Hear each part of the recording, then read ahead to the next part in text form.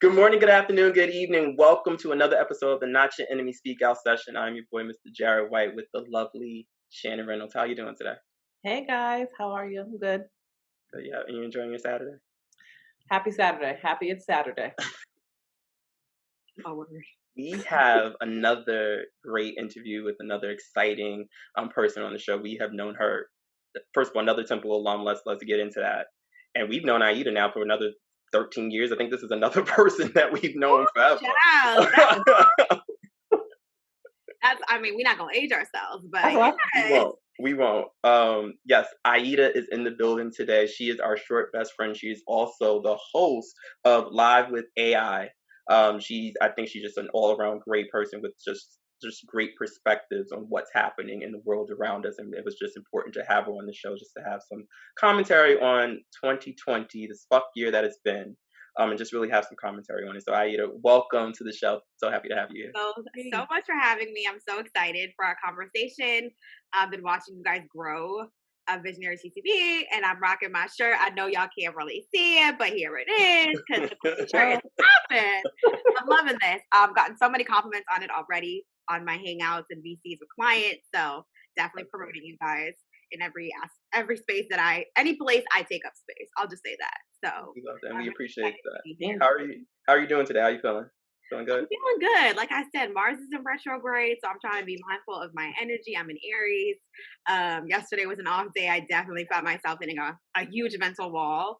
I'm sure many of us are feeling that way now with working from home and everything sort of being blurred between the spaces of life, work, and the lack of work-life balance. And so it's been quite a challenging week, but ironically, I spoke on a panel about work-life balance at my company. So that's a whole other thing. But the honesty is that it's gone for most of us, and that in this year, any semblance of stability mentally, physically, and spiritually is something that we all want to take and have.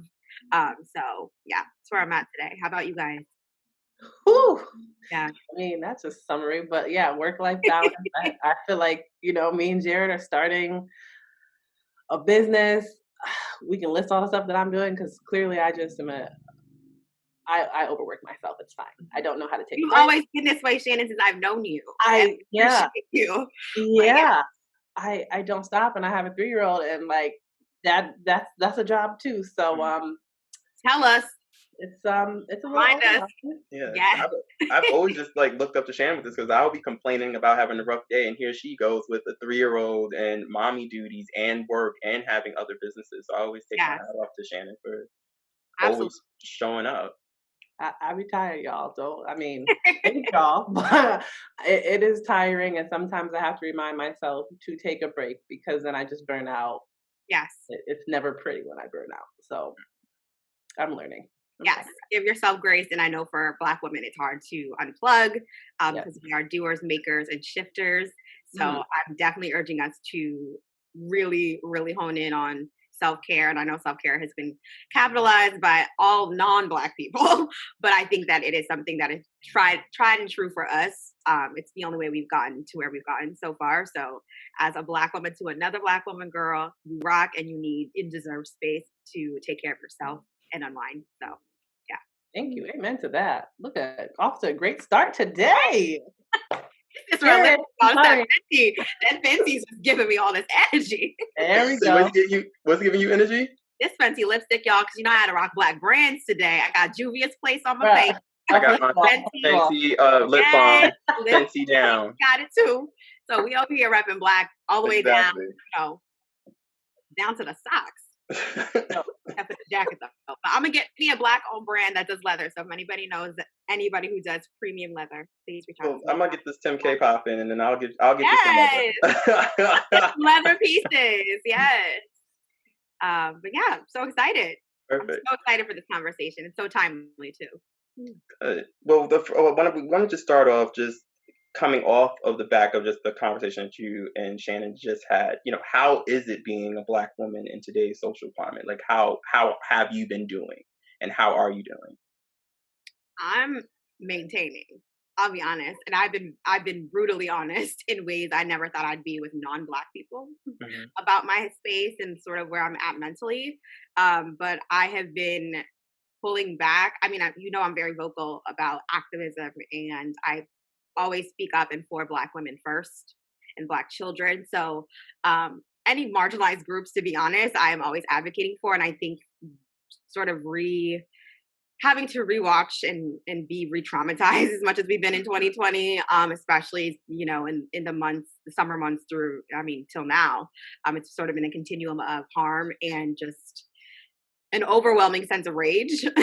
And it is a justified rage. I have to keep saying that to non-Black people because Mhm. they don't believe that rage is an emotion that is worthy of being expressed, and that it's unhealthy. But rage is actually meaning that something is unjust and harming you, and that Mhm. you have to express that in some way. So as a Black woman, I've been enraged and I'm just trying to maintain. And I think the Breonna Taylor outcome was not something that we wanted to hear. We knew that this system that is in place in this country would not give her her due Mhm. justice, and sort of just reminded Black women again that we are not protected, we are not worthy of justice.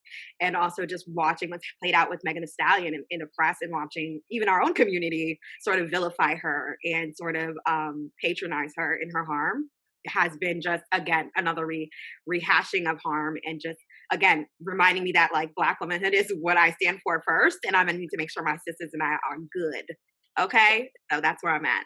And then just you mentioned re-traumatization because I just realized that this year about that, and anytime a Black person is harmed or killed, um, I feel like we all feel it. Even I don't care where you are on the spectrum of Blackhood, whether you feel connected or not. I think that we all feel that. How do you deal with that re-traumatization? Because, like I said, I just realized that that was what was happening to me. So how have you, and even Shannon, like how have you guys dealt with that? Yeah, Shannon, you want to take this one? um, I don't. I feel like I've just sometimes become numb to it. Like there's nothing that surprises me. I guess I don't underestimate anybody's behavior towards Black women because I feel like this is a trend. This is something that Black women have experienced for years, and so you just kind of become numb or angry, like you said. So the anger is there. Luckily, I have a partner that I can kind of just share my frustrations with. But still, then when I go outside to the world, it's like if I'm angry out there, then I'm an angry Black woman, right? If I say that I'm upset, I'm the angry Black woman. I said something on social media. I can tell you how many text messages I got from concerned people about, "Are you okay?" It's like, "No," but Yes, then we're trying to argue as to why I should be okay, and it's like that. You know what I mean? So then you yeah, just become numb because it's like I don't need to have to explain myself because yeah, you should be rageful just as much as I am because we are human beings. We are Black women, but we are still human. So that's, I don't know if that's dealing, but I talk when I can talk, and when I don't want to argue or have a conversation about it, I just choose not to anymore because sometimes you don't need to engage with everybody and try to prove your point to everybody. and that's a word. Yeah.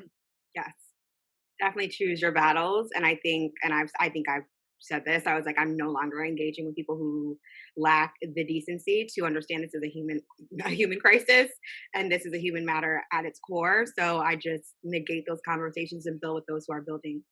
So yes. Absolutely. So I guess my next question is, I think you kind of touched upon it, but what's your experience like in corporate America? I can tell you what mine is, but as a Black woman, like what has been your experience in corporate America, and how have you dealt with that? Um, in 2020, or my actual like full on experience? 'Cause I You feel can like start with 2020 is 2020, but I'm sure it just expands. all day. Yeah. I would say corporate America, I mean, we know that the spaces were not made for us, and we are just consistently breaking ceilings and breaking barriers to be there, even though we're the most qualified people to be there.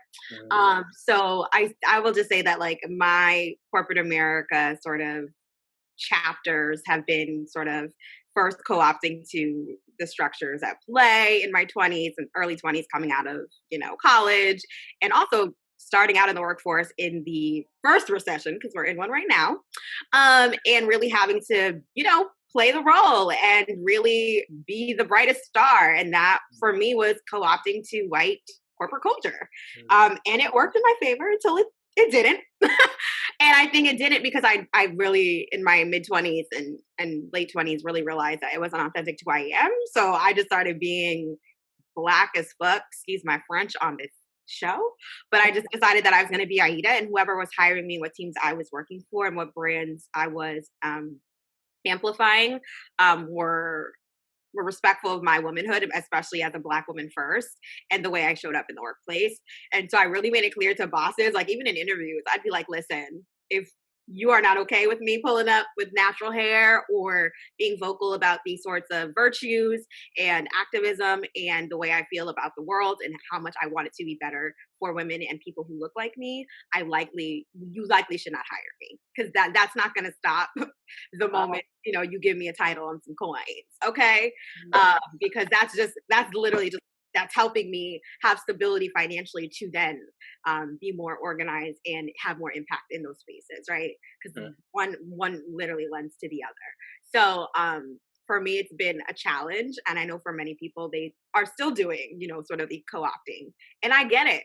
That's why I say, like, I'm always going to stand for whatever works for you and in the place you are as a black person, because not all of us can pull up to, a JP Morgan Chase or, one of these big banks and be, black and proud and throwing up the fist because they're trying to move into a space where they can open more seats for other black people. So I get that. But for where I'm at in my journey, I've just been vocally loud and proud, and that's taken time. It's again, it's a journey to get here and be so anchored in my blackness, especially at work.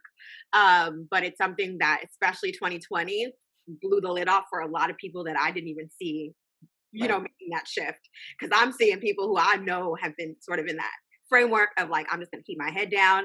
I'm just gonna be like the best black person they know at work, doing the best work, and just leave it to the work. And now it's like, well, no, I'm a black person doing the best work, and now I need to definitely like sit in that and amplify that. So it's been interesting to see kind of the shift for other folks that are sort of coming to that conclusion and really realizing that like their blackness supersedes anything else. And when the world is on fire and the world is consistently showing us that black lives do not matter, it trickles down to your job and the spaces that you hold and build. So yeah. Now you spoke about being in those interviews and telling people that I am going to pull up and be my Yep. black self, which is beautiful because a lot of people don't even do that. We speak about, we hope that when black people have a seat at the table, they are opening the doors for other people, but sometimes we see that is not happening. How have you ever received any blowback or pushback by saying I'm going to be Aida and this is who I am? Have you gotten? Absolutely. Let's Absolutely. talk about it. I've gotten it from everyone. I mean, I've gotten it from our own people of like, oh girl, like you Yeah. guys remember the episode with Molly and the intern. Hmm. Like, sis, you're being too loud, you're being too this, there's way too much neck rolling and laughing, and you're too jovial. Why can't black folks be jovial at work? Like that was a weird thing for me in that episode. Because the girl's having a good time. Right, and but they And want us to be opposite. They want us to and be then, mad all the time. then if I'm angry and I don't speak to nobody, it's a problem too at work, right? So I really love that Issa Rae and the team really talked about this sort of friction that many of us are challenged by, especially in the workplace, because that episode reiterates two versions of blackness, right? That sort of sit in corporate spaces and sort of appear in corporate spaces. So for me, I found that like there's black people who've been like, girl, you are so smart. You got so much going for you, but like, let's just simmer it down. And I've heard that from black people. And mostly black women, which has been really interesting because I'm like, sis, I'm doing Yeah. this for you. Yeah. I'm trying to let you be your best self. Like, and I'm trying to let them know that we also are not a monolith. We don't all come in and want to keep our head down and make massa feel good. You know what I mean? Like, some of us really want to come in here and shake things up. And that's why we're being hired, number one. Uh, Hmm. and so I think that was something that also came out of that episode of like, clearly this intern was hired for her skill set. So she didn't just show up at a law firm Right. to be an associate if she wasn't smart. So I think for me, it's been, I expect it from non-black people, but having it, seeing it so much happen in the workplace from other black people. And also just sometimes even the sort of, not even comments, but sort of like stares or just emotional shunning that comes from Black men in higher corporate spaces has been really interesting to see. And like I said, Black women will at least say it to you and be like, come on, girl. Like, I feel like I'm trying to nurture you, but they're older. And I think for them, it's coming from a place of the way they were reared in corporate America. And now is like Gen X, Y, Z, we Mhm. pulling up just the way we are, and we are loud and proud about our Blackness, our queerness, our trauma therapy. So we're coming in very much more vulnerable and open. Yeah. And I think many corporate spaces now are realizing like that is a brand to be on board with, because that is the future and these are the future consumers. But I think there's still a change of the old guard, new guard that Mhm. expects Blackness to show up in one way in the workplace. And when you don't show up that way, it's a problem. Right. Problem. And I say, shake up the roof, because it's about time that we shake things up. Shake the table. Yeah. Shake the table. Get there. Get early to the meeting and take that seat. We're not gonna wait for it. We're gonna take it. Right. So that's where I'm at right now with sort of the corporate world. Like I said, I've just started on my team in tech during literally the pandemic. So I've been feeling even more of the pressures of sort of being performative, because I've never met my team physically. They don't know me outside of like just kind of seeing me in the office prior and being on a different team and vertical. And so I found myself still having to be like a little more buttoned up and sort of like, really making sure I had my feelers out. And I think one thing that Black people are really good at is really trusting our instincts Mhm. and knowing when we have to sort of shift and shape Mhm. shift. So I think I have sort of found myself doing a little bit of the prior of the early sort of onset of my career now, just because of the framework of the way work is. It's all virtual. I have never met these people. They don't have foundational experiences with me. So I really have to build that in a way that is, number one, just fully mediated, virtually mediated, where a lot of my personality just won't be as easily like communicated, I guess. Right. And so for me, I've just sort of been giving my inklings of like, I'm the Black girl on the account team, but also being like very also honest when I'm like, I'm the Black girl on the account team, and there's a new cycle that I'm not able to make this meeting today because I'm not able to perform. Right. So And thank you for being so honest about that, and just being honest about the fact that sometimes we do have to pull up a certain kind of way and shape shift, because once again, a lot of people don't talk about that's the Mhm. experience that I've had to do. I've been working in corporate America now for 10, this will be my 10th year. And there, I don't even think about the ways that I may have shape shift and how it may have even affected my personal life, and how, and for the good and sometimes the bad, and I think if we talk about that more and break down some of those stereotypes about it, then maybe we can stop having people look at us crazy, when we are pulling up being our true selves. I the issue with me, I didn't there weren't a lot of Black role models in a lot of my positions. So I never had anybody to pull me to the side. What was fortunate, I had people pull me to the side to get my professional shit together. Because if you are going to be pulling up being Jared, at least have your professional shit together, because at least they can't say that you didn't do a good job. So I thank you so much for just being honest about that type of experience, because I just really feel like a lot of us aren't talking about enough about it. Yeah. Um, especially, you know, Black women, it's always interesting to talk to another Black woman, especially because for me, my perspective is I don't want to be a teacher. I don't want to be the Black woman educator in the office. I don't want to have to correct um, people that say inappropriate things or like so that was me. I've if I go through all of the HR nightmares that I've experienced, that people don't even understand that are HR nightmares. It got to the point where I was like, I don't want to have to correct you all the time because you should know better and you should have your own resources. So what I can appreciate about you is how you're kind of using your social media platform. And I mean, girl, like I gotta get to your level. I'm working there to just be like, I'm girl, being you got loud and proud. this. But the fact that you kind of are using your social media platform to educate and advocate, um, like what does that mean to you? Why did you move to I follow your Instagram all the time, so I just want to Girl. know Y'all what. y'all day one OG followers. So Yeah, yes, of course. But um it was you've been such a big resource to us. So it's Right. just been so I'm thankful for that. yes, I mean, it's weird because I think we all look at social media and the influencer sort of first as like only about fashion. It's all about living this lifestyle that you're not and really having to pull up and flex. And I was like, that's again not authentic to me. So I was like, what really speaks to the core values of who I am? What will people look at and be like, oh, that's Aida. Like that's always who she's been. And like I was like, I'm always gonna speak about injustice. I'm a black woman. I'm an immigrant. I'm the daughter of an immigrant.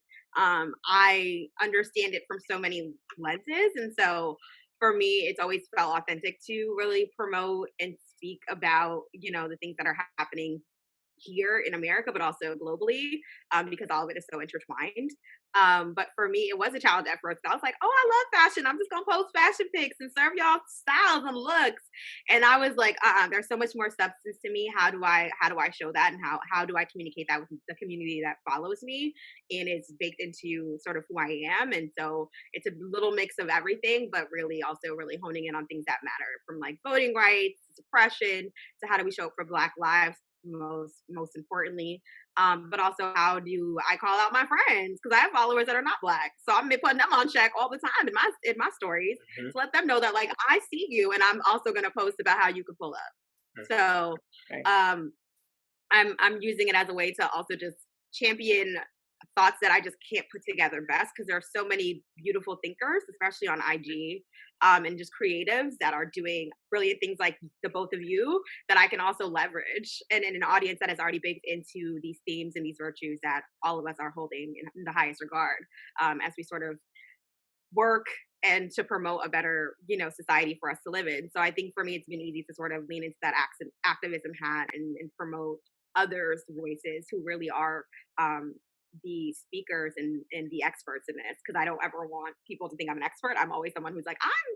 posting this from an expert, and this is Yes. someone I know to be an expert because of these things. Yes. And a lot of friends have been like, oh my god, knowing that you follow this person validates that they're like good people and like a voice I can follow. So that Right. always makes me feel good. Mhm. Just know that your work was not, because I know we had spoke about this when things first transpired and felt as though you were speaking into a vacuum, and just know that I was listening and I'm still listening and I was following, and you were, when I say you were a resource for me at that time, you were a resource for me at that time, because I was looking for people to understand what was going on. Like because I have always understood it, was always, but I think I had my head in the sand. And when I finally looked up and was a part of the rallies and part of the protests, and Tamika Mallory was a voice that I heard. When I needed Yeah, to listen to somebody, she was that voice for me. And you were that social media portion of, these are the Right. resources. This is where you go to get your voice forward. This is how you sign up for that petition. This is how. So you touched somebody, and that somebody was me, and I'm sure you touched more people. yeah, So your work is that's not awesome to going hear, unnoticed. because sometimes you definitely think a post is in vain, and like Mhm. I Right. think, yeah, everyone knows, especially in this climate, and especially in this election year, like every visible, post matters, because you never know whose eyes that one post will catch, versus, many others in their feed. So it's really exciting to hear that, I've made some impact. And I know, Jared, you always hit me in my DMs like, yes, this is what I was looking for. I really appreciate you. So Yes. it's great to sort of get those personal validations that like the work is working, and Hmm. the work is resonating, and people are taking action, because that's what we most importantly want. So yeah. Exactly. You made an impression and you left an impression. Yes. That's Yeah, that's a tagline. wild. But speaking about your IG, something else that I love that you do is live with AI, right? Live with I, but people say Live with AI because I. I'm sorry. yes, but it works because it's like artificial intelligence. Allen Mhm. Iverson gives me the answer. I'm like, I'll take it whatever way y'all want to remember it. As long as y'all remember it, I'll take it. But yeah, Live with I was a love child of this season of being sheltered in place. Like I was like in my one bedroom apartment in New York. Right now, I've relocated back home to PA, but I was in sort of this weird space of like I'm by myself all day. I'm going crazy. How do I be creative but also lend my hand and ear and voice to something that matters? And I was like, I've always wanted to do talk shows. I've like that's always something like since I was a kid. I was like, I want to be Oprah. I want to be Oprah so bad. And ironically didn't go to journalism school, which is like what I should have did. But I was You, like ended up in marketing and PR. But listen, you still God, got time. God knows my heart, and if Right. that's my ministry, it's gonna happen organically. Right. So I was like, well, I mean, now with social media, it's democratized everything, which I love because it's like we see that Black creators are the culture, right? Like these Mhm, kids have a phone and they're doing more than studios mhm, and, big budget sorts of, businesses. So for me, I was like, well, I could be a talk show on my own. All I need is like I need a nice little light and, get my little phone on and I'll have my little agenda. And I mean, I've only done like 5 or 6 episodes and I think like some of them I like was just starting out and didn't save because I didn't realize that when you do lives, if you don't save them immediately, they are gone.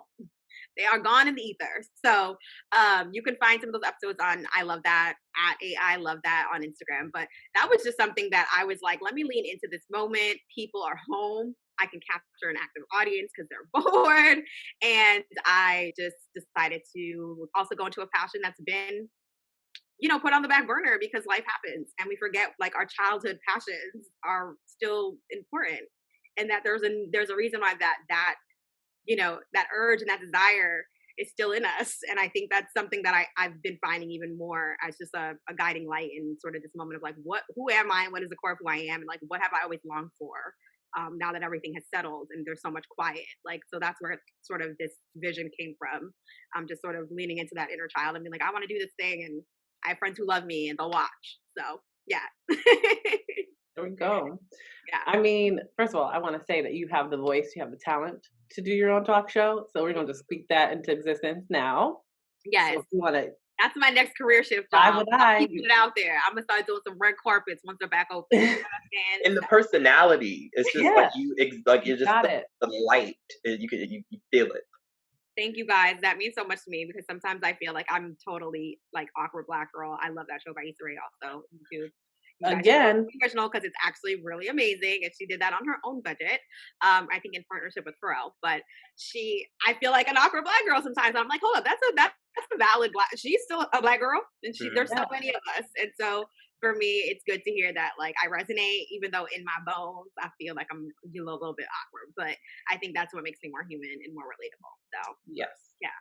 Mm. so last question is who and what inspires you? So I know you mentioned Oprah, but Child, and I know people be Oprah haters, but in essence of who she is and what she's done as a black woman, right, there's no hands down you can't contend her impact and her value to the overall culture, like right. not just in the black culture alone. But I think for me, so many people inspire me, and I think as a fashion girl, I find like a lot of like black fashion designers who now are really like the new guard and have stopped basically peddling to these big white fashion houses from like Pierre Moss to Carly Kushney to these really dope designers and creators. I looked at people in other spaces that I don't occupy as really my inspirations because I'm in advertising and tech and that's all good and well. But I look to be honest, I look at like IG influencers as like people who influence me and inspire me because I'm like, how do you come up with this stuff?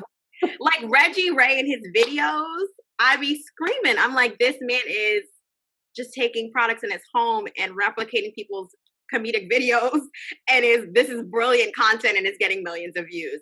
But also people like Elaine Welteroth, who I worked with at Condé Nast when I was there. She's just gone from like Conde, like being a director and beauty director to like the first ever editor in chief, black editor in chief at a magazine. And now she's this just powerhouse to Lindsay Peoples Wagner, who followed in her footsteps and is now also running the helm of Teen Vogue. So definitely those people inspire me. And to be honest, like my peers inspire me. Y'all inspire me. Like anybody who's waking up every day and really making their dreams come true in some fashion and just not really leaving that sort of love note and love letter of a dream just on the shelf and really just taking that small action, whether it's like just getting that handle or starting that website or launching a platform and a physical brand that people can wear that is doing for the greater good. Like that is inspiration. I feel like sometimes we are looking for these big people as like inspirations when there's so many active people in our lives that are so. I think we need to tell them how inspiring they are because I think that's what really moves them from just being good to great. So I think sometimes we just have to look a little lower and closer to who we are and what we do and really see those that so many people are moving and shifting and just exploding in ways that are remarkable. So Shout outs to y'all, because y'all are doing that. Y'all got me thinking I need to do my podcast now. Since y'all doing this, You better. Do it. Podcast live. Do it. Just do it. Yeah, I think that's just the way to look at it. And I think I really appreciate you guys. The moment you guys said you were doing this and this sort of timeline you put, I was like, whew, it's a little aggressive. But y'all did it and it came to life. And the moment I got these delivered this week, I was so hyped because I'm like, okay, I can finally wear it. And just for me from design aspect to just the overall message, I love this activation that you guys are doing. And I love that you're doing it in so many mediums. Like all of these things are interconnected for the greater good. And most people don't do things for the greater good. They do it for their own good. Yeah. And so it's good to see that you guys are using your talents for good. Yeah.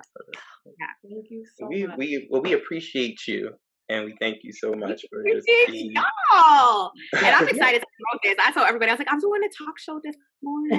Yeah. You are such a light, man. I'm telling you, do your podcast because it. Yo, listen, whenever y'all need me, let me know because I need to, I gotta get my credits. I gotta be like, I've done these many shows, but I'm gonna get live with I back now that I'm more settled. That I just relocated back to Pennsylvania. So hopefully I'll do like one in November and a holiday episode to get us, to be honest, I'm going to do one after the election because I think we might need. Yeah. And so look forward to that and hopefully the return. Also, I think I'm going to relaunch my website, ilovethat.com.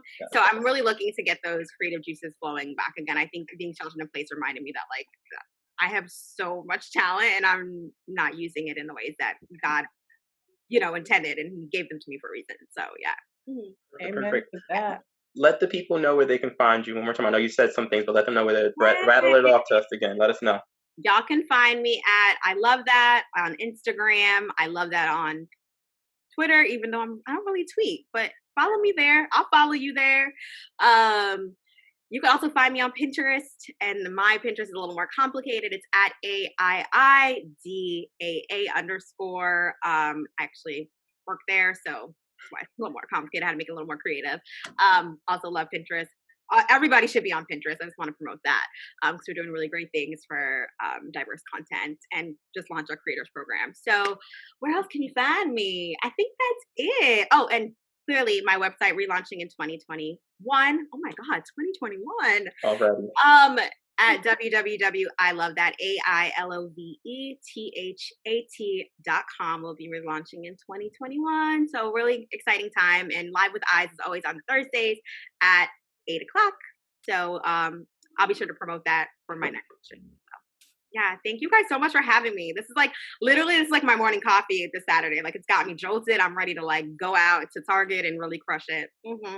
Perfect. Well, thank you again so much for being here. Thank you guys for listening. This is another session, another Not Your Enemy Listen session with your boy, Mr. Jared White and Shannon Reynolds. And we'll see you guys next time. See you guys.